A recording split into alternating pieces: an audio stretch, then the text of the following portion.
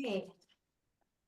All right, hello everybody. I hope everyone is doing well, and thank you for joining us tonight. This is our 158th meeting as a Kamwo meetup group, which is really cool. I'll introduce myself a little bit. My name is Hayoung Lau. I am the Community Engagement Manager at Kamwo and the host for tonight's event. It's always a pleasure to see familiar faces as we do this every month, and thank you for joining us here tonight. As always, we aim to provide you with an enjoyable and informative experience on how much Chinese medicine can do in today's world. So the core mission of our meetup group. 14 people. Yes. Oh, sorry, you said something? Oh, sorry, it's all good. But yeah, so the core mission of our meetup group is to connect our members with esteemed authorities in our circle so we can learn from each other and ultimately uplift our profession and our entire profession. So if you want to know more info about events similar to this, there's a private Facebook group named Kamwo Meetup Group that is exclusive to Chinese medicine practitioners. So we encourage you to join this group, and I'll leave it in the chat box after this. And if you haven't yet, just so that you can stay up to date to our upcoming events, just like this. So for those who are joining us here for the first time, just so you know, as a special thank you for attending tonight's event, each of you will receive an email containing a $20 coupon that you can use at Kamwo eScript Pro Shop. Along with the coupon, a link to the recording of today's lecture will be included as well. So you should expect to receive an email from me early next week for everything that I just said. And then if you don't see the email for any reason, you can always email me at hayoung@kamwo.com, and I'll also put that in the chat box later too. So the talk tonight is expected to last approximately 1.5 hours. So this will include the lecture and the Q&A session, and we expect to conclude around 8 p.m. Eastern Standard Time. Before we begin, I'd like to share a few ground rules. So please keep your mic on mute just to minimize the background noise, and hold off on any questions until our guest speaker is ready to take questions. But also Collin said that he is, totally cool with like you guys asking questions in the chat, and then I'll also be your moderator there. So then I'll be able to kind of let him know when those questions do pop up. So yeah, if you have any urgent or relevant comments, just put it in the chat box and I'll make sure Collin gets that too. And so I will pass it on to Jasmine, who's just gonna say, oh, actually, sorry, before I pass it on, let me just say a little bit about Collin. Sorry about that. So it's a pleasure tonight to introduce Collin Campbell. Collin is a renowned acupuncturist and herbalist who graduated from Pacific College in 2011. He currently serves as the director of ICEAM New York. And no, ICEAM does not stand for ice cream. That's what Google thinks. But it actually stands for Institute of Classics and East Asian Medicine. And he oversees a North American DCCM program. So Collin's passion for the classics and East Asian medicine is truly inspiring. He has completed over 2,700 hours of extracurricular clinical training under his senior professors, and has extensive experience working in Chicago, where he served as a senior intern in the Veterans Clinic and co-founded the oncology clinic at KMF Acupuncture. So Collin also holds the distinction of being the first non-instructor diplomat of ICEAM to earn a clinical fellowship. He currently teaches at ICEAM's New York branch, having been trained by his Chicago director, Stephen Konzak. So we are incredibly fortunate to have him here tonight to share his deep knowledge and experience in Chinese medicine. And then I'm going to now pass it on to Jasmine, who's going to talk a little bit about ICEAM. Thanks so much, Hayoung. It's great to be here. My name is Jasmine. I'm a licensed acupuncturist here in New York, and I'm also the outreach director for the Institute of Classics and East Asian Medicine. And we're here tonight because every few years, not every year, but like maybe every 2 or 3 years, we open registration for our 2-year diploma in canonical Chinese medicine herbal training program, which is one of the most intensive and complete systemic training programs in Chinese herbalism in the United States today. As a chance to sort of give people a taste of what being in this lineage and in this style of classics-based, that's Shang Han Lun and Jingui Yaolei style herbal practices like, we like to open up these opportunities for people to come to workshops and get a taste of what it's like to be in a lineage system that has been intact for generations. That includes like a pulse system and a modular herbal system and formula system. So I just wanted to pop in and let you know a little bit about why we're offering this fall series. We'll be doing several workshops like this in September and again in November. And in October, we'll be offering some through our own, that'll be accessible through our own newsletter. So if you want to know about the ones in October, I guess maybe just pop your email in the chat so we can let you know about those when they come up. Otherwise, you can catch us here at Kamwo in the coming weeks.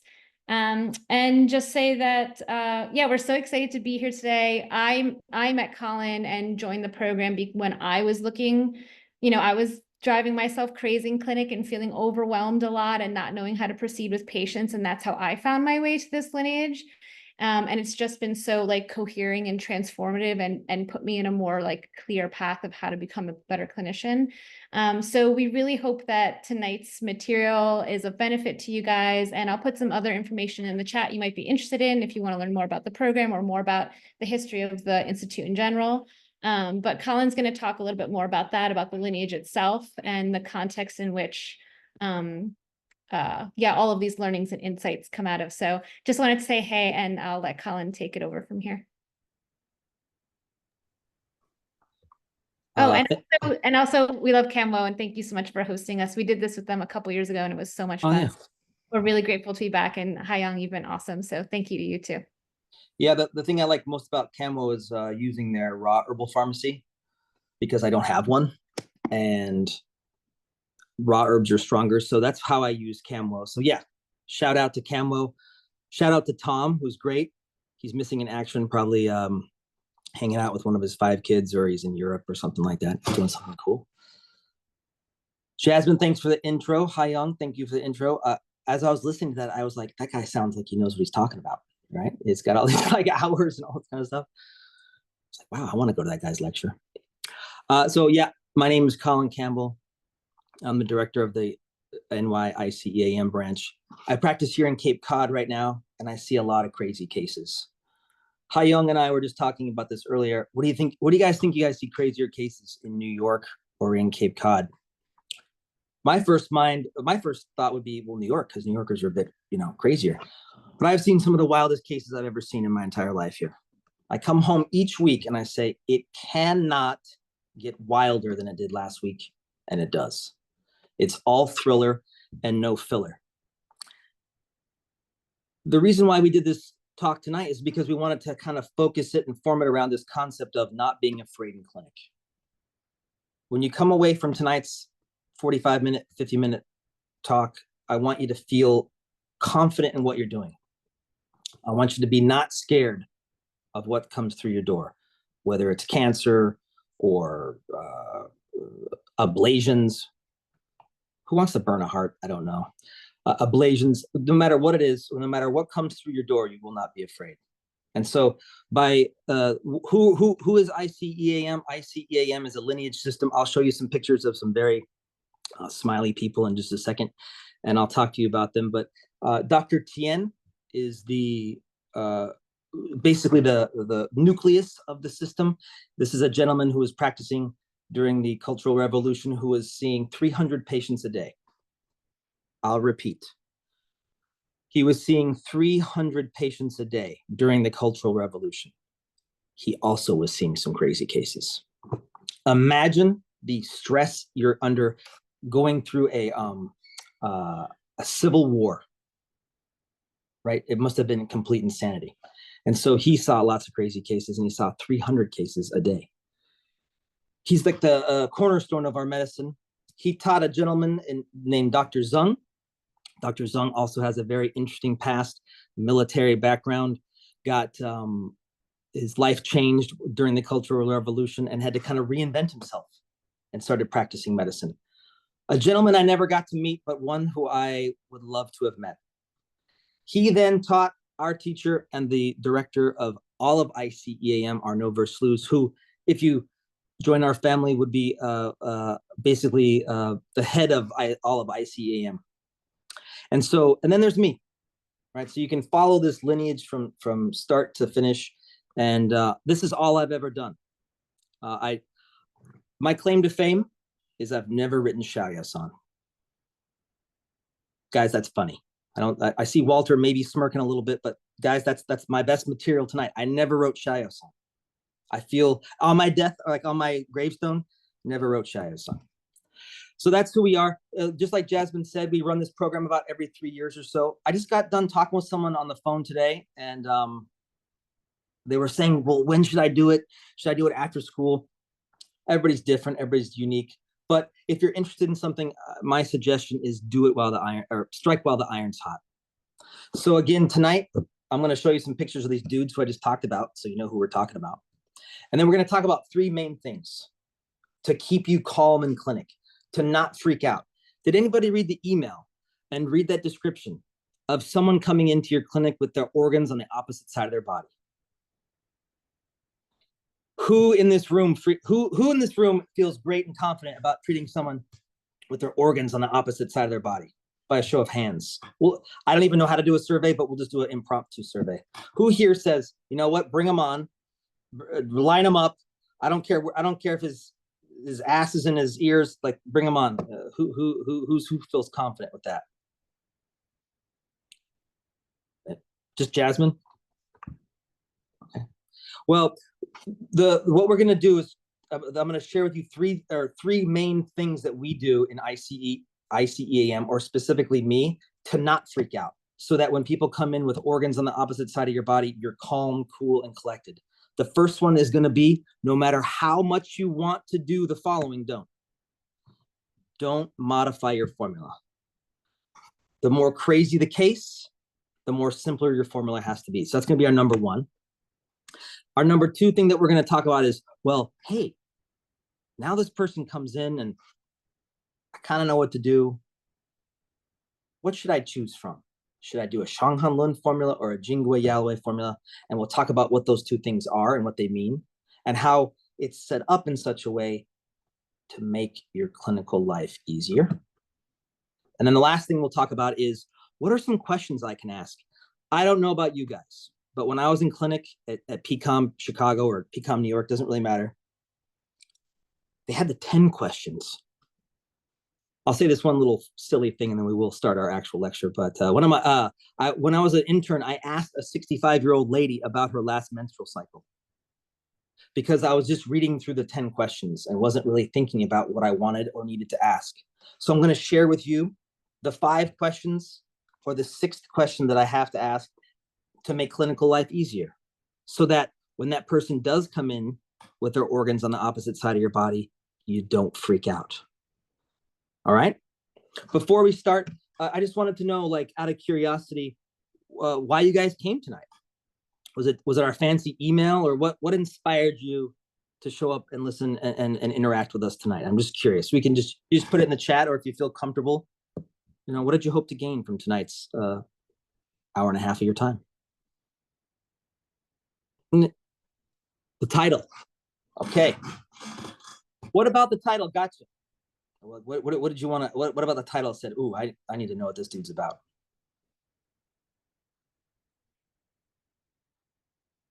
And I'm going to butcher your name. Utsi?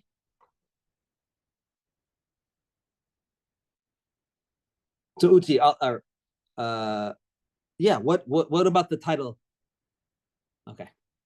Awesome. So this is going to be perfect for you, right? I'm just going to share my screen with you guys. I made a little slideshow just to keep me kind of semi on track, and we'll do this. Before I start, does anybody have any questions for me before we help you get calm in clinic? All right, bear with me. Let me just get this going.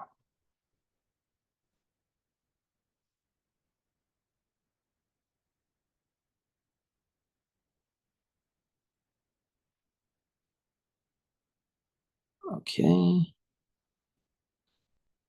So this very, very happy young man is Dr. Tien. He is the cornerstone of our medicine. He is who all of our pulse information comes from.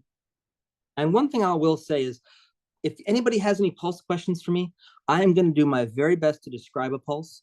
I'm going to do my very best to even draw a pulse for you, with the caveat that in order to learn a pulse, you got to take them. If I talk about pulses, that's fine. But if you have any pulse questions, I will do my very best to answer them. But just with the caveat that it's in your fingers, not in your brain. So this is Dr. Tien, a very smiley, happy gentleman. This was Dr. Zhang. This is our teacher's teacher, our nose teacher. A gentleman who is very adept at using the Sheishan tongs and Lijiang wands and Dangwei Sini tong, more of a Shang Han Lun guy. And maybe that's one of the things we'll touch upon tonight, is why we should pick Shang Han Lun formulas first, especially when we're faced with patients that have a lot of stuff going on. And this is our director, our chief, our MC, Dr. Arnaud Versluis. His practice is in New Orleans, and I'll be down there seeing patients with him and doing some continuing education units in just the next couple of days, all about pulse.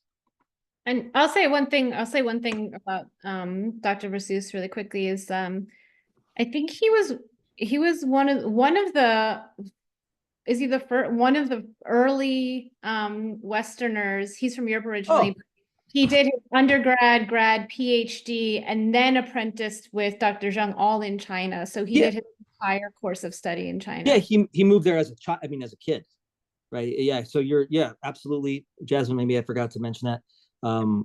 He's been there a while. You know, he went to China when he was very young, and then got his PhD in China before he started up with Dr. Zhang. And he's now the lineage holder in that lineage. So he has all of the lineage books and writings and materials that have been being passed down. That's absolutely right. And he's how do I put this? He's basically putting it out. Like, that's what this next thing will be in October, is just all about like pulse transmission from Dr. Tien.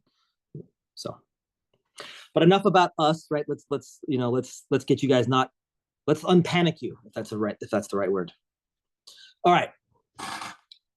Utsi, I hope I said your name right. I don't know. But the first thing I want to tell you guys is, do not panic. The Shang Han Lun can help you. Keep in mind, the Shang Han Lun and the Jingui Yalwei were both books written by a man who's on the run for his life. He's hammering it into bamboo, and it's also during a civil war.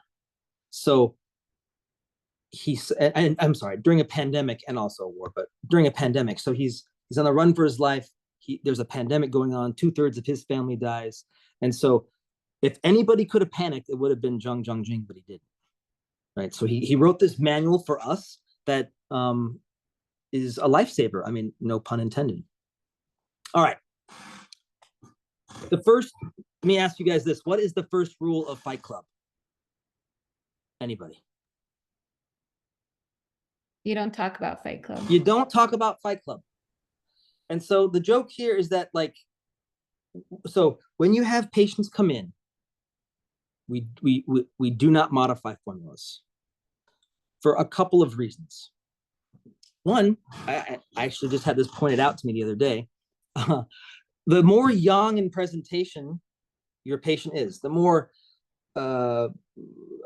diagnoses, the more drugs they're on, the more crazy the case is, the more simple, the more refined, the more small you want your formula to be, the more yin you want it to be. So by not modifying, you really keep yourself, I'm not going to swear on here because that's not what this is about, but you CYA yourself a little bit. You cover your ass. If you modify a formula and then some bad stuff happens, you won't know why it happened. So by keeping yourself strict, by not modifying formulas, you're going to gain so much. One, you'll be able to sleep at night when you go home. The last thing I want to do when I give a patient herbs is be worried about it at home, right? This doesn't happen to me. So if you give an unmodified formula, you will be able to sleep at night. That's rule number one. A little side note to that is, if you don't modify your formulas, then you can interpret the feedback appropriately. If you give herbs and something goes wrong, you won't know what it was, right? And so I really think the more and more I do medicine, it's about, you know, you're managing symptoms, but you're also just trying to mitigate like side effects and those sorts of things. So by strictly doing this thing of not modifying, you gain so much clarity in one, your learning, and two, your ease of mind. Right. So if you're worried or anxious about what you've given someone at home, that's not good for you. Right. You need to be able to go to sleep at night. I'm gonna just give you guys an example of a great case I just had. And then I'll bump back up. But I gave a patient who had prostate cancer, Jianwutong plus Muli. Now, someone in the background should be like, dude, that's a modification. It's not for us. Jianwutong plus Muli is actually Dr. Tian's version of Jianwutong. So in our system, it's a standard formula. But I can't tell you how many students I hear or who I see who are afraid of treating cancer. This guy's doing about 85% better. No pain, daytime urination, a lot better. What's the word? Flow is so much better. And so again, when a patient comes in and has cancer, I don't want you to be worried. I want you to, I want for all of us to be able to go, bring it on. Like bring out like, this is nothing, or this is easy. This is child's play. So the first rule of Fight Club is don't talk about Fight Club. Don't modify your formulas. When the more crazy the case is, the more simpler your formula has to be. I just had another good Da Chai Hu Tong recently. Now on Cape Cod, I see a lot of patients who are transient. And what I mean by that is it's a tourist town. So in like June, July, and August, I'll see people sometimes once or twice, and it's hard to do follow-up. But I had a patient who just was visiting, and then she's going to be back. And like abdominal bloating so bad that she went to the ER or something like that, and it was awful. And I wanted to do something kind of sexy and fancy, but what ended up doing really well for her was just Da Chai Hu Tong. This will be a plug for Kamwo. And then I, instead of me emailing her, or emailing, you can't email herbs. Instead of me mailing her herbs, I had Kamwo do it, right? So yeah, take advantage of these guys. If you know, it's a good product, good for them, good for you. So don't modify formulas. The more crazy the case, the more simpler the formula has to be. I hope I'm saying your name, Utsi, I think. I was hoping you were kind of like, oh man, the title of I Shrink a Brain Tumor was what got me, right? Because that sounds great to me too, right? Like I want you to be able like to have a brain tumor case and not be afraid. The brain tumor case I had was actually, I started off as Jianwutong plus Muli. This actually, I was thinking before I had this talk, I kind of want to rename this talk the Jianwutong plus Muli talk. But it started off as Jianwutong plus Muli, and then ultimately has been Futsatong plus Muli. And so that's a pretty simple, I mean, this is 6 herbs, right? Prostate cancer, I have no idea what's going on. I mean, there's probably no less than, how many variables are going on there? I mean, hundreds, right? Genes, genetics, diet, there's so much going on. It would be hard to even parse it out. So it's nice when you have a pulse system. It's nice when you have these books that are thousands of years old that help, like you can stand on the shoulders of giants, right? You don't have to reinvent the wheel. Yeah. And then, you know, Collin's talking about these formulas, but where should I get the dosages for these formulas? Dosages are very important. And my suggestion to you would be just from the Shang Han Lun, right? You know, another talk, our teacher's giving a whole talk about dosages, and some of us use some different dosages of Dr. Tian's. That's a completely side tangent. But when you're first starting to learn a formula, you want to use the standard dosages so you can see what it does. Now, I don't mean that as in like an experiment wise. What I mean is like trust in the classics, trust in the past. We were talking earlier before we started, you know, the future of Chinese medicine is in the past, right? So these dosages, lean on them first before you start doing something before you start modifying or changing the dosages right out of the book. So my advice, where should I get dosages, would be from the Shang Han Lun itself, right? Just the Craig Mitchell one, the red one. I took this picture. I keep this on hand. I don't think this is uncommon, right? This person is on 1, 2, 3, 4, 5, 6, 7, 8, 9, 10, 11, 12, 13, 14, 15, 16, 17, 18 different things. Let me ask you this. This patient comes into your office. Are you squeamish about giving herbs? Yes or no? Just put it in the chat. We'll tally it up at the end. Please answer. I just want to know. There's no right or wrong answers. You see this, you don't need to panic, right? You don't need to worry about drug-herb interactions if you give standard formulas that aren't modified, that have the dosages that are 2,000, that are a couple thousand years old, and you're giving it at the right amounts. I've been doing this for about 2 decades. I haven't, 2011, 2024, 14, almost 2 decades plus plus the school. And I haven't seen one drug-herb interaction. The only drug-herb interactions I see are that patients have to take less Western medicines, right? So this patient comes in, they have all these medications, you give them a formula, you don't modify it, you give the dosages that you've looked up or you have memorized, hopefully, and then you give it at a dosage or that is appropriate to how much herbs are in it. And so if you do that, you can go home and sleep at night and not be worried.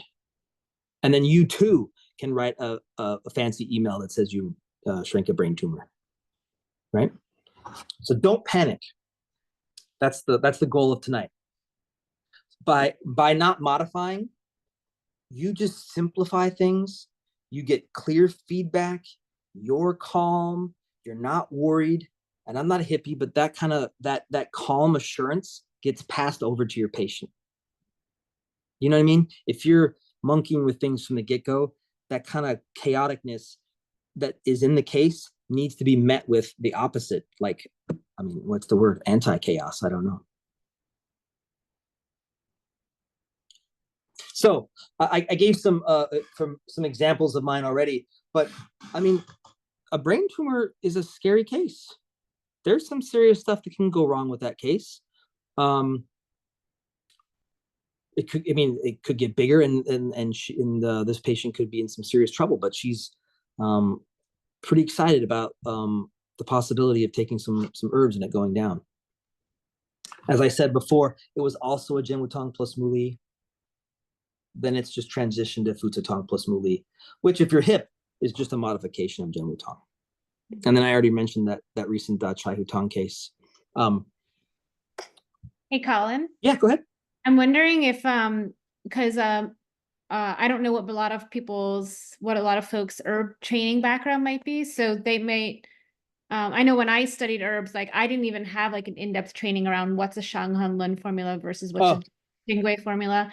And I wonder if just very quickly, and I was a real eye-opener to me to see the difference in like, like I'd never heard Muli for treating like accumulations and tumors and stuff before. So I'm wondering if just very briefly, if you'd want to just give them sort of like a taste, like how we understand formulas by just saying how, like kind of quickly, like how you arrived at Jianwutong plus Muli, like what was the pattern picture? Okay. Got it. So I will say a couple things. There was a Jianwutong pulse. We'll revisit that. Then number 2, I'll ask everybody here everyone who's here tonight, what is a tumor? Right? Is it yin or is it yang? Hopefully you're all saying it's yin because it's like a thing. And so the formula Jianwutong plus Muli is essentially just like warming up that tissue and melting it. And so by working on the water layer of this person's body, by breaking it open with the salty Muli and essentially putting a torch on it with the Futsa, then pushing it out with the Fuling and Baiju, right? And then getting rid of some water also with the ginger. By doing all those things, you're essentially reestablishing the balance in the body, because you should not have any tumors in your body. You shouldn't have any growths. That's a yin thing that should not be there. So you put a formula like this in there, which is warm, drying, and salty. It's going to break open that water and essentially dissolve that tumor. So that's how I arrived at it. Was that helpful, Jess? I mean, if I can go into it more, just let me know. I'll do it.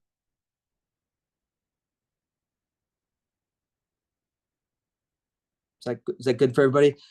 Jen Wutong, just for all those guys. I mean, I would assume you guys know it, but maybe I'm wrong. It's Futsa, Fuling, Baishao, Baiju, Shengzheng, and then in this case, Muli. And so basically what it's doing is it's Black Warrior decoction. It's getting rid of the water in your body here's the thing. If you have too much water in your body, what do you not have? This is how simple the Shang Han Lun and how Zhang Zhang Jing works. If you have too much water in your body, by definition, you don't have enough fire. And so this formula is essentially reestablishing the mandate of yang, putting yang back into the body by driving out water. Hey, Colin. So Barclay is saying in the chat box here, if are you looking for other water issues like urination, and would that be one of the important questions? Absolutely, Barclay.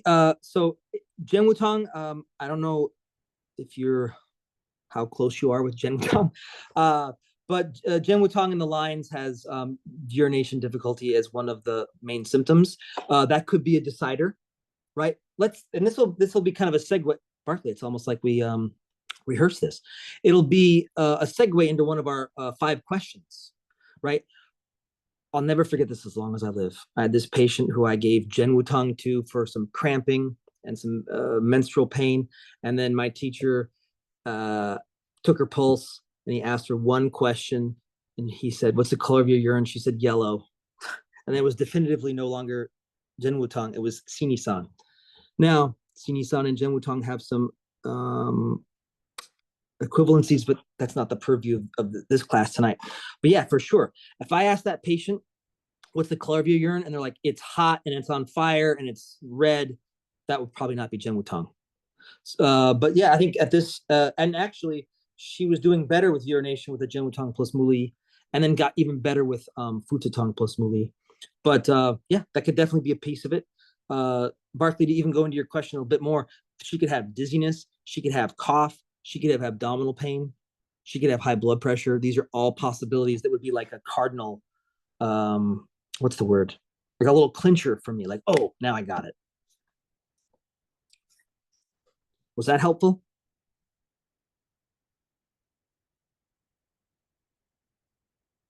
Waiting for a yes.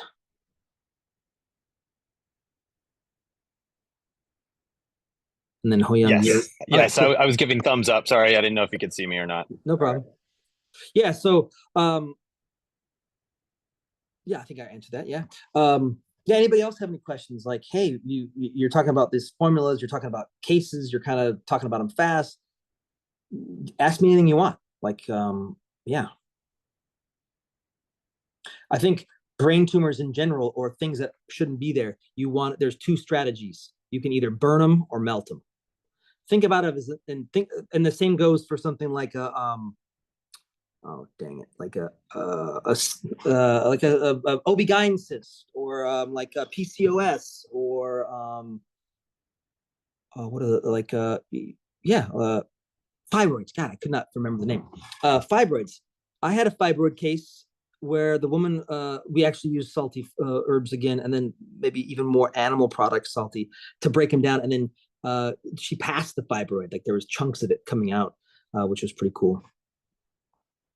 But yeah, these are just some examples of some cases. Main thing to take away is that you burn it or you melt it. Think about it as being a like an iceberg. There we go. All right. Don't panic. You don't modify. The more crazy the case, the more cysts, the more medications, the more diagnoses, the more the organs are on the opposite side of the body, the simpler your formula should be. Keep your dosages straight and standard so that when you get feedback, you know that you're on the right track. All right. So how do you choose what to do? You got your diagnosis, or for example, how do I put this? You know what you want to do, you know what you want to treat, but you have, I mean, even if you do, I kind of wanted to do this with TCM too, because everybody in here may not be like, oh man, the Shang Han and Jingwei are this, the B's and E's, they're so cool. So I want to kind of try to make this TCM angle too. But when I say Shang Han Lun versus Jingwei Yalwei, what I'm really referring to is there's two separate books that Zhang Zhongjing wrote. And one is about functional medicine and one is about material medicine. Okay, and now what do I mean when I say that? What I mean is that when you're in the Shang Han Lun, the Shang Han Lun's whole like premise, or its code is where's Waldo. Now, what I mean by where's Waldo, it's where's the yang, right? Where's the function? Is it up? Is it out? Is it not enough? Is it too much? So it's all about the function of your body. Function fails before material. So a lot of times, by the time we see somebody, like, let's just use an example like rheumatoid arthritis. When you start to see curling fingers and swelling on the joints, you're kind of past that the phase of like, your function's just gone down, right? So Zhang Zhongjing has a whole separate book for that. It's called the Jingwei Yalwei. Now, when a person comes into your office first, so for example, I should rename this the Zhen Wutang plus Muli experience, but that prostate cancer patient has a Shen Qi Wan pulse, and I'll just tell you what it is. There's action in the right chur. Okay, they have a Shen Qi Wan pulse, but I didn't start there. I'm working on the function of his body first. So you fix function first, and then you go material. They're also less complex formulas, right? So what do I mean by that? When you do the Shang Han Lun first, I don't want to be a jerk, but I think it's so cool now that functional medicine's hip. Western medicine's like, hey, have you heard this new thing? We gotta take care of the root. Dude, that's been going on for like 2,000 years, and it's called Chinese medicine. Like, and I have to pay you out of pocket. Oh, I get it. Okay, but when you fix function first, you're doing the least intervention possible on the body. And that's important. Your goal as a clinician is to help people, but also not to overtreat or to overdo things. Right? And so the big difference between the Shang Han Lun and Jingwei Yalwei is how this disease happened. Shang Han Lun is not just about colds, guys. I don't care. Like, it's not just about colds. It's about a triggering of your immune system that results in a breakdown of function. That's the hit. Like, you can treat asthma, you can treat allergies, you can treat impotence, you can treat anxiety, you can treat sleep, you can treat cancers, you can treat all things, because it's all what's the word? It's all a fallout of a failure of function. So the Jingwei Yalwei is this, well, it's different. They're nonlinear. These are diseases that you get from improper diet, improper sleep, you slept with the wrong person, you ate the wrong food, you got bit by a spider, you got into a hatchet fight with a guy. That's an actual thing. You fell off a horse, and so they're all non-linear. It doesn't start with a breakdown in your function. It could be just a direct strike on an organ. So the Shang Han Lun is about like the function of your body, and think about like all these functional medicine doctors out there now doing these cool things. And then the Jingwei is just all bets are off. Like, and this is all the wild cases, all the wild patients, but you can still use these formulas to treat the exact same things from different angles. And so I'm going to bring it back to my prostate cancer patient again. This guy has been on Zhen Wutang plus Muli, but he will be Shen Qi Wan. I'm going to interrupt you, Collin, just to say that for those who don't have these books memorized yet, Shen Qi Wan is a Lun formula. Or sorry, Zhenwutan is a Shang Han Lun formula, and Shen Qi is a Jingwei Yaolei formula. So that's why you're drawing that parallel, right? Yes. Mhm. Yeah, my bad. When you assume yeah, my bad. Zhenwutang is in the Jingwei, but Zhenwutang is a formula that fits prominently in Zhang Jing Shang Han Lun. Jingwei Shen Qi Wan is a Sheng Di based formula. There's only one Sheng Di formula in the Shang Han Lun, which is Zhigan Sao Tong. So Sheng Di is like you guys know. Hopefully, it's like this nourishing black thick. It's like blood, right? It's like a blood transfusion, and so Jingwei Shen Qi Wan fits prominently in the Jingwei Yaolei. And so with this patient, I'm just bringing this as an example. Complex case. Should I be worried? No. He's doing really well on Zhenwutang plus Muli. But I know where it's going next. It's going to go to Shen Qi Wan. It's a complex disease. It's cancer, right? There's so many variables going on that it will eventually be there, but I'm just fixing his function for right now. I'll just hint at this for a second. Zhenwutang treats a cough. Shen Qi Wan treats a cough. Zhenwutang treats abdominal pain. Shen Qi Wan treats abdominal pain. They both treat urination difficulty. They are the same formula, so they treat the same things. They just treat it from a different angle. One more functional, the other more material. It behooves you, and I'll say this again, it behooves you to start functional first. And I'll tell you for two reasons why. One, it's the least intervention. You're just pushing on the function instead of adding to the system. So it's like what's that called? It's minimalist. It's like hipster things in Brooklyn where you go and get like espresso and they all have the cool glasses and it's minimalist. So there are certain herbs you'll see in the Shang Han Lun, in the Jingwei that you will not see in the Shang Han Lun. And this is, maybe not all of you guys are interested in classical medicine. So I wanted to, if you don't, that's fine. Even if you do TCM, I wanted to kind of say like this too. Maybe doing Chai Hu formulas first. Maybe holding off on the Huang Qi formulas. Huang Qi is an herb that does not exist in the Shang Han. It's not a functional herb, it's a more material herb. Herbs like Sheng Di arguably are in both, but when you're nourishing, that's more of a Jingwei principle. So there are certain herbs that are not even in the Shang Han, or let's just call it the functional system. Right. So this cancer patient doing well. I know where he's going next, but I started functional first. I think that's important because your goal is not to, the faster you push with a patient, the more possibilities you have for repercussions. And so you go slow. You start with function first, because it's always the material part's going to be there. It's just going to take me a while to get there. But he's doing so much better, so I just keep it as it is.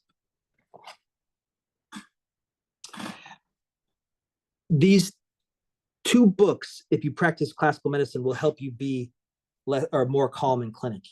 If you don't practice classical medicine, I'll give you the one thing I want you to take away from is this. Let me at least not nourish first. Let me at least clear first. Let me at least harmonize first. These are all words that mean the same thing. Let me treat Xiaoyang.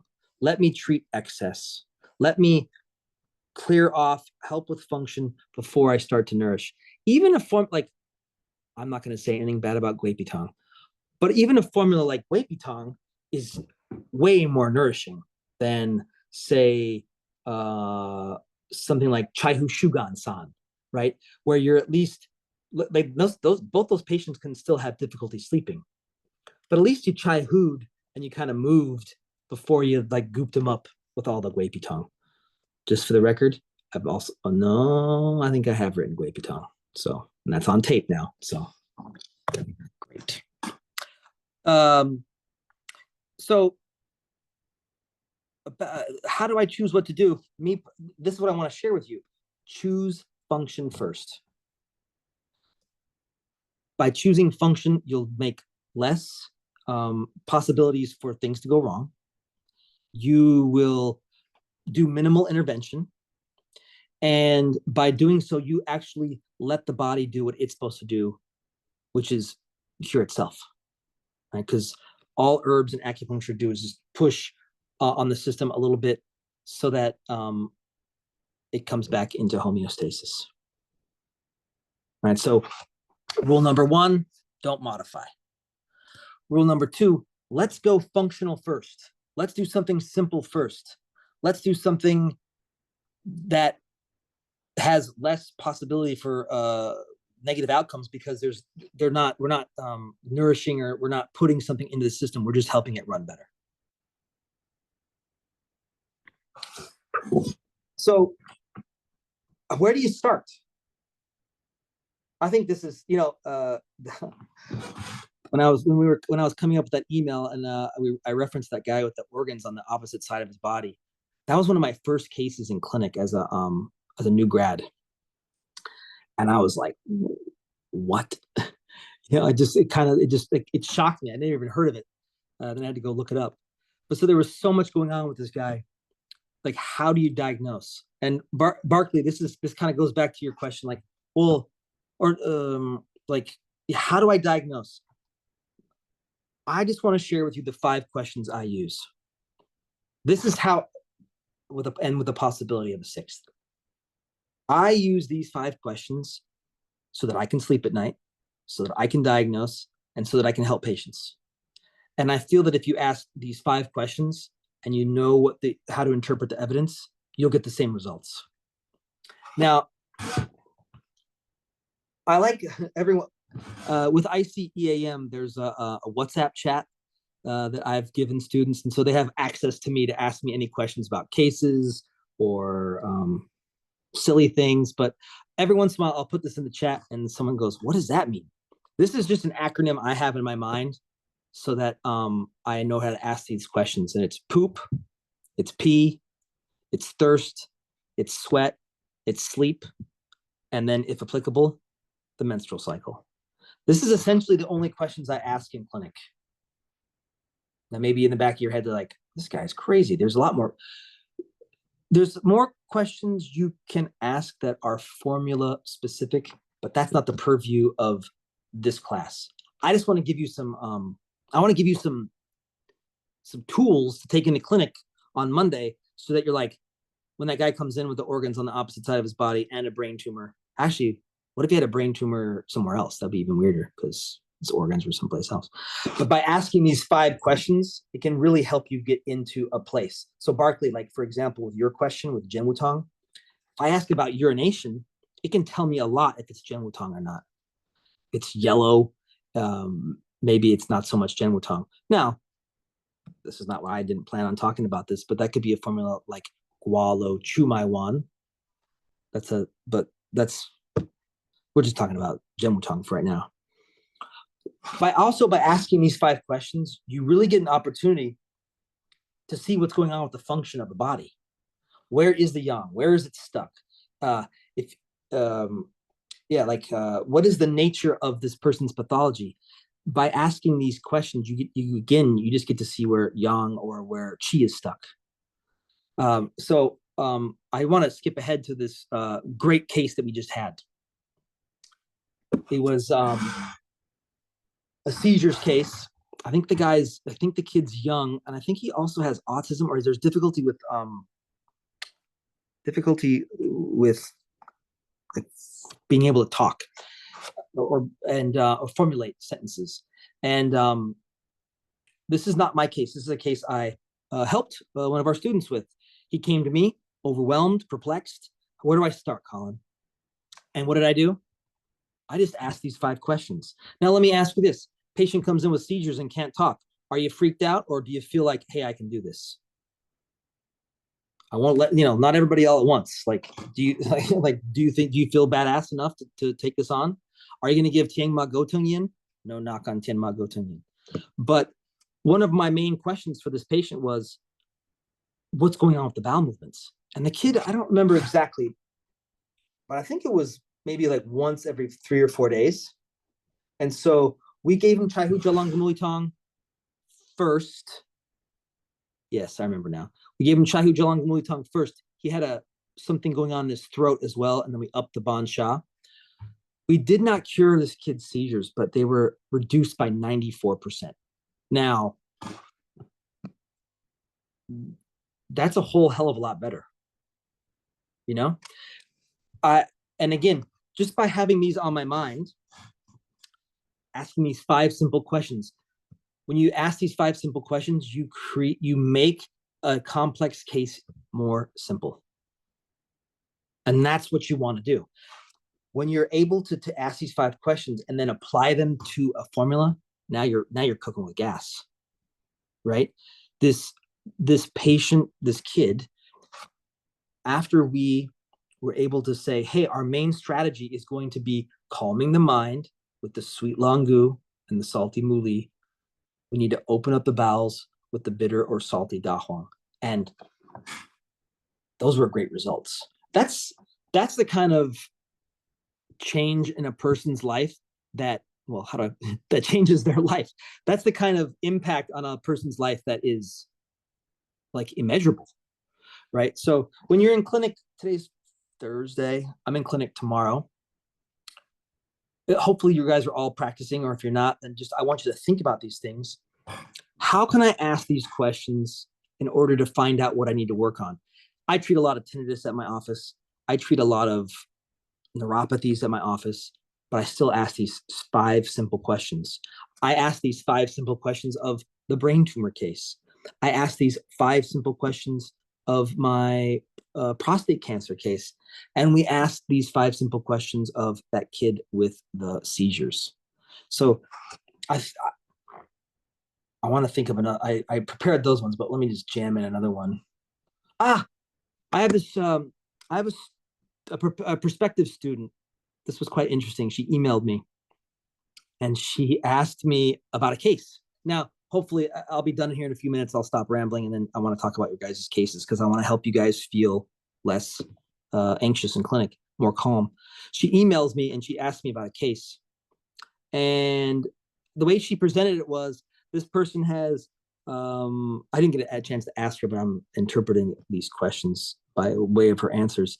And she's like, oh, she's got cold hands and feet. Her bowel movements are alternating between diarrhea and constipation. And I said, try Sini-san. Now, maybe some of you here are kind of like, what does that even mean? It's just that by knowing the answers to these questions and how they apply to formulas, it'll just help your clinical life just be so much more smooth. I don't know how to ask a Guipitong question. I mean, maybe because they're sleeping poorly, maybe they'd have some vivid dreams. I'm not quite sure. But when you ask these 5 questions and you overlay them with the system of the Shang Han Lun and Jingwei, these cases that were previously scary or wild now become so much simpler, like this kid. So let's review. We didn't modify at the beginning. Crazy case, didn't modify. Actually, the student who brought the case to me was giving a formula. I told him to give this one, and then he gave it with the wrong dosages. So then I told him to get the right dosages, and then it made it so much better. And then he was still having some stuckness in the throat. And then we finally modified by upping the Ban Sha to 24 grams, which is just a standard modification from Zhang Zhang Jing. So we took this intense case. We played by these rules, and we got pretty darn good results. And all of us are sleeping at night, even this kid. Well, even the kid on the Chai Hu Jalang Mui, he's sleeping better. So the moral of this talk tonight is to help you not be so anxious in clinic when gnarly stuff comes through your door. Me personally, I feel like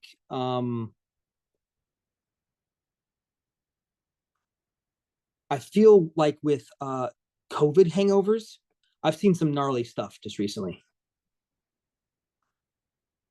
Right? I don't know about you guys. I've seen some like these symptoms that are kind of like ambiguous.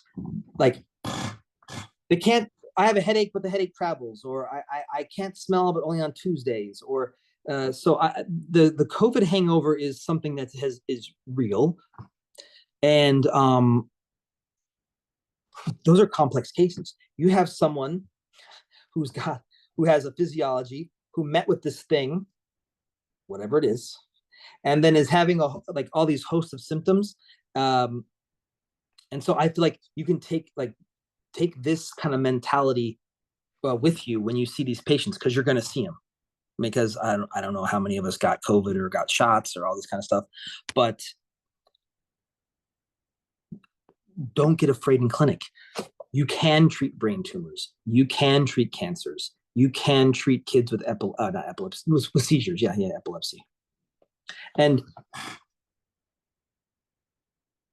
that's the biggest thing I can offer you is someone can just tell you like, oh, use this formula for that thing. But what your guys are really looking for is confidence in clinic, calm, coolness in clinic. And that's what like doing ICEAM or doing classical medicine can offer you. I only talked for half an hour. I really want to ask and talk to you guys. I really want to know what cases you're troubled with, or did you see something in clinic that scared the HE double hockey sticks out of you, and now you were like, okay, I want to talk about it. So I want to like take 15, 20 minutes and just field questions and answer them as best I can. Pulse, formulas, what would you do here? What would you do there? Can you help me with this case? Anything you can think of, let's do it, right? Take advantage of this time with me as best you can. Hey, Collin, I'll start it off. I got a question. So the COVID's an interesting question, brain fog, they're fatigued, they like that kind of thing, right? So you're thinking, I think, especially coming from TCM, you're thinking, oh, we got to tonify them and nurse their chi somehow, right? I know. Yeah. don't roll your eyes. Hold on. Let me fix my eyes. Yeah, okay. But like, I guess that I'm curious about your thought process. Like, what are you thinking? I mean, obviously you're going to run through these questions. Do I need to move their bowels? Is there urine, is the water stuck somehow? Are they sweating? Is there some sort of harmonizing that needs to go on? But you're not like just going for like, oh, they're tired, they're chi deficient.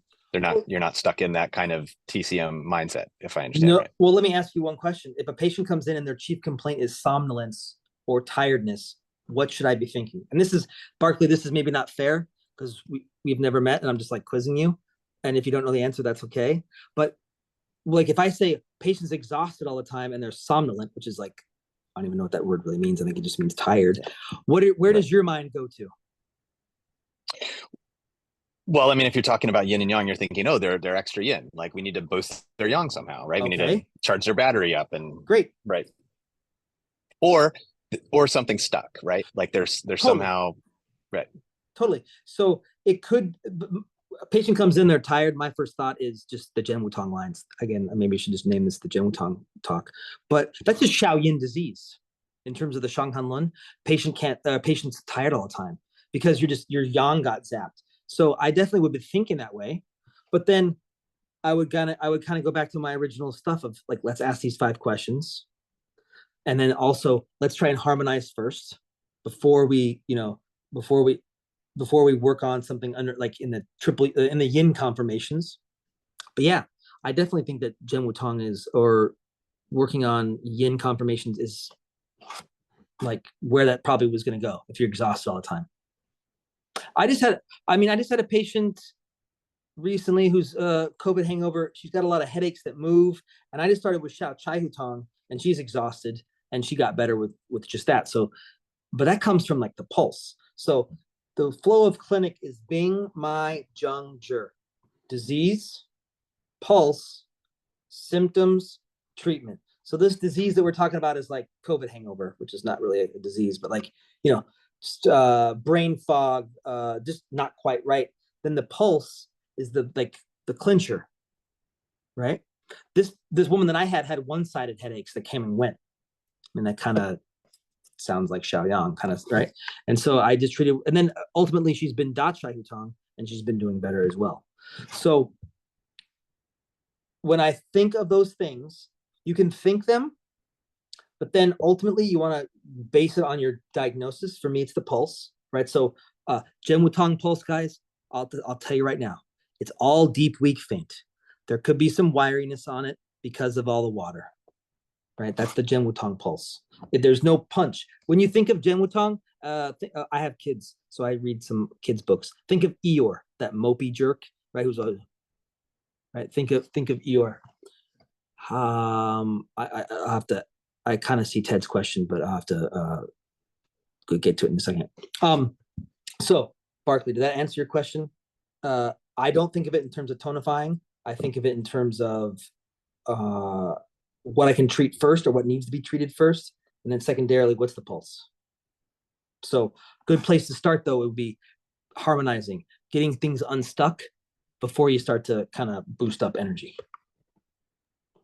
Great, thanks. And you can take other questions, but the tinnitus and the neuropathy are particularly sticky ones for me. So I'd love they are for clinical everybody. gems there. They are for everybody. That FYI, Barkley, if you want to have a good practice, choose stuff that people can't treat. Like choose gnarly stuff. Don't become like the left elbow specialist, like do gnarly stuff. And then anybody else? And I hope I answered that question. I think in the chat box, Ted is asking, how does Jenwutong work physiologically compared to what TCM might say? So TCM is kind of talking about it through the lens of like a kidney yang deficiency. I see ICEAM and how we look at things as just pure like small intestine physiology, which doesn't get any love in TCM school. That's kind of a complicated question. I would just say that they're working similarly in that they're just driving water out of the body. For example, one of our main formulas that we use for hypertension is Jenwutong. It's like our go-to formula because there's all this water in the system, right? And so there's just water pushing, creating pressure. How does it work physiologically versus TCM? They're doing very similar things. It's just depending on which lens you're looking at it through, Ted. So we look at it through the small intestine lens. It's not really the purview of tonight. It's more complicated. But just know that it's reestablishing the balance between yin and yang, right? Do you think Eeyore has yang? Does anybody think Eeyore has yang? You know who has yang? Tigger. It's a bit floaty, right? He probably needs a bit more longu muli to relax him. You know what? The kangaroo is probably a bit more metal. Isn't that the one who's like real serious about stuff and like kind of no? Rabbit. Oh, rabbit. Yeah, rabbit's metal, totally. Rabbit's like constipated. Yeah, right, because they have those little pellets, right? And yeah, but Tigger's like crazy, right? He's like, boo. Anyways, but so Eeyore has no yang. So just doesn't he like walk around with like that rain over his head too? That's Jenwutong, right? Just all this rainwater. Just it's called Black Warrior decoction because it like turns you back into a warrior. So how do they work physiologically different, Ted? They're working on the same dynamics just through a different lens, just getting rid of water. Because you can't light a match underwater. So if you get rid of some of that water, you reestablish yang, you light the match, like one of our main formulas for like just depression, right? Like you feel that pulse, it's all deep weak. That person's not pumped up and excited about anything, right? They're like Eeyore. Is that helpful, Ted?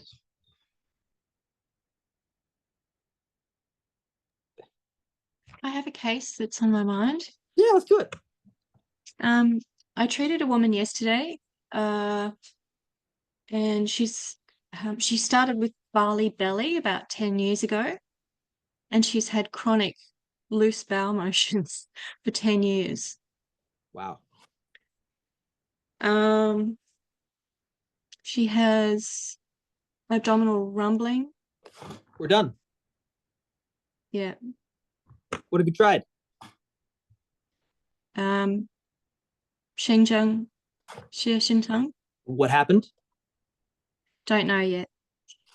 So that would be Sharon, that would be my first go-to.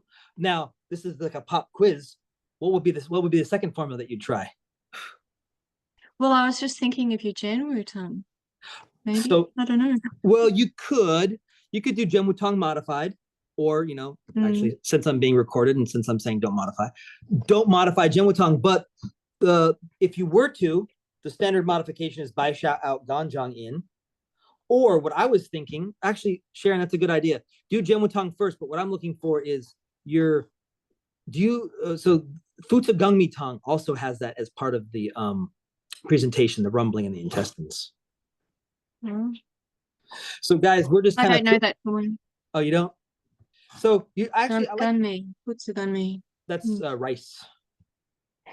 But actually, okay. Sharon, what you said is actually better than what I was thinking because, well, it's stricter, right? You're going to do the Shang Han first.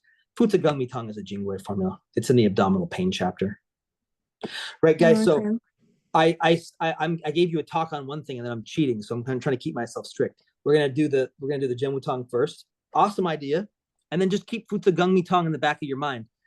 But Shengzhong Sheishan Tong was probably the best first move I could think of. Okay, thank you. Yeah. Who knew you'd show up and be applauded? Thank you. Yeah. Do you have any other questions? Not for me. Thank Okay. you. I like talking about cases because, well, also hold on a second. Let's look at her case through what I just talked about. One, she didn't modify, at least I hope not. Shengzhong Sheishan Tong, I'll list the ingredients. I'll say them very slow. Shengzhong, Huangqin, Huanglian, Renshen, Dacao, Ganjiang, Gansao. Okay, that's Shengzhong Sheishan Tong. The choosing of that formula is really good by her because it's in the lines. Now, what I mean by that, it's actually in the description, rumbling in the intestines. So that's why when she said it, I said, oh, we're done. Right? And then she said, I gave Shengzhong Sheishan Tong. Now, she didn't modify. She gave a simple formula. She actually treated Shang Han first. And then she's like, well, where am I going to go next? Well, I would also, Sharon, this is not the purview of this, but if you've had something for 10 years, man, I want to see you on that formula for 3 weeks before I start. Like, if she comes back tomorrow and says it's not working, you have to stay the course. Right? This has been going on for 520 weeks, and you're going to give it a week. And this is again not the purview of our talk, but I would give that person herbs for 3 weeks before I made any choice. Now, if she comes back, I'm going to be flippant. If she comes back and she says my ears fell off, or I'm bleeding from my eyes, or something wild, then change. But if she comes back and she says no change, you got to stay the course for at least 3 weeks. And then consider Jingwutong as a follow-up. I think that's completely reasonable. I'm a little bit worried about her. Like she seems like a mixture of wet and dry. So that's called Shengzhong Sheishan Tong. Okay, there you go. So Shengzhong Sheishan Tong Shengzhong Sheishan Tong is actually a very simple formula, but also very complex. It's hot, it's cold, it's wet, it's dry, it's excess and deficient. Yeah, welcome to every patient you ever see. Right? It's from wrongful purgation, so it's kind of a mixture. But Shengzhong Sheishan Tong is what you just said, Sharon. It's a mixture of all those things. So okay. Great place to start. I'm not going to just keep stroking you here, but it's a great place to start. It really is, because it's simple, it's unmodified, it's Shang Han, it's perfect. I'll come to your lecture next week.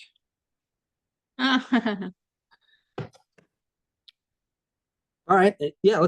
Anybody else? I'm pumped. Now that I got my little talk out of the way, I want to talk about cases. Ted is in the chat box again asking, saying that folks have heard maybe that ICEAM uses higher futsu dose than other schools. Can you talk about that? Yeah.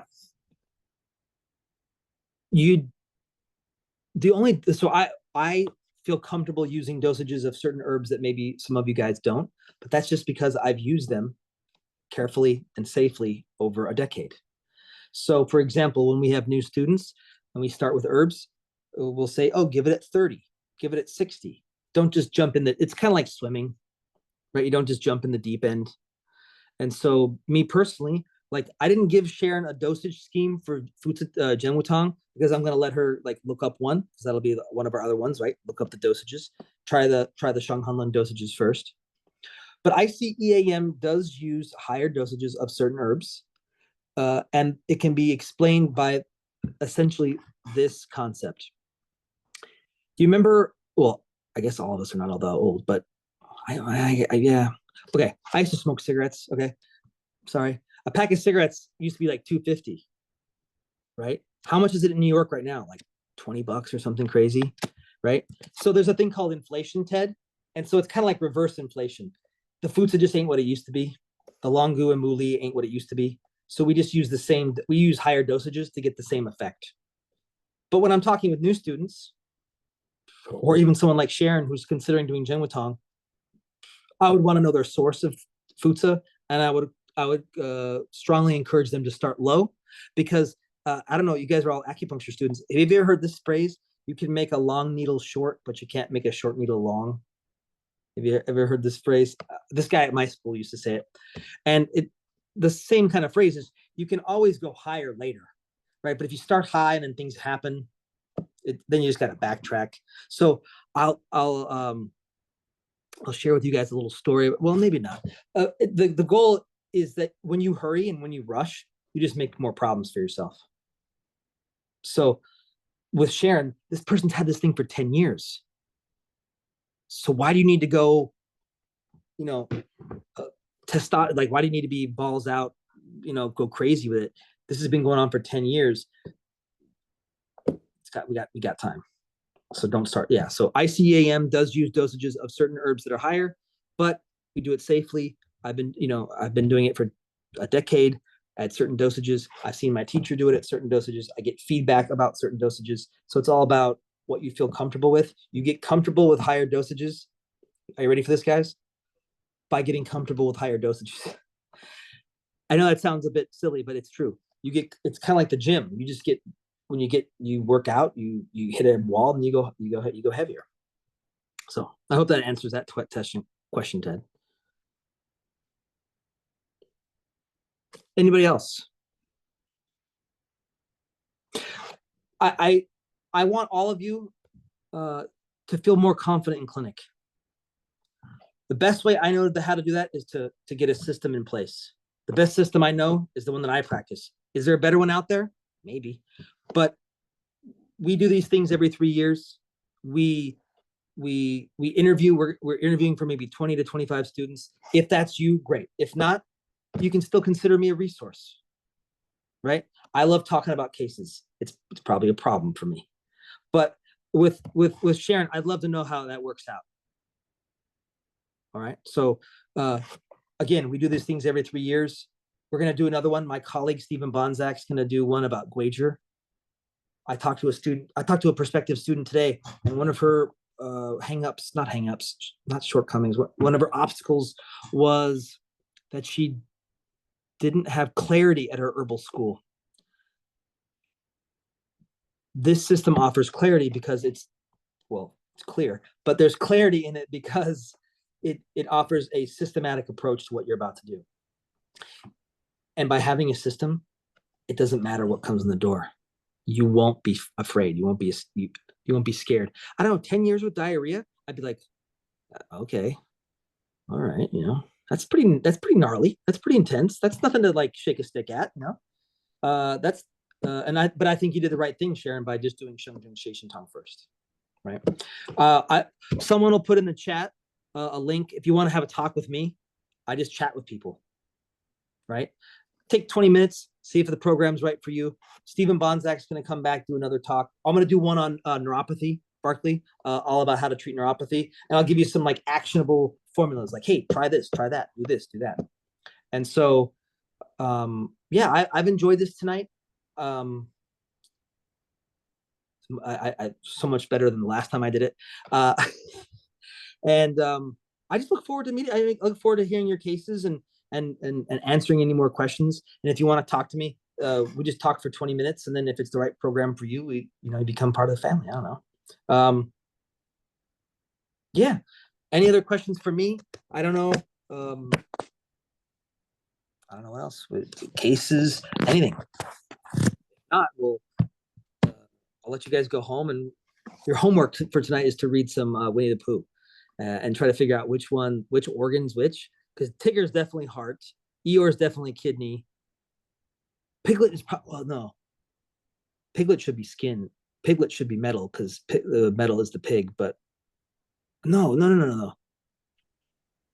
Anyways, that's your homework for tonight is to go read Winnie the Pooh and figure out who's who.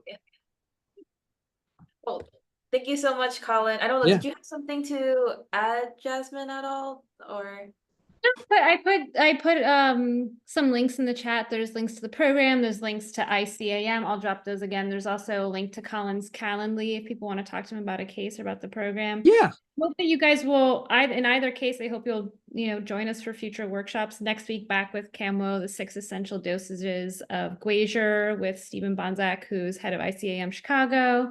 And again, if you want to be on our newsletter, you can drop your email in the chat and you can hear from us.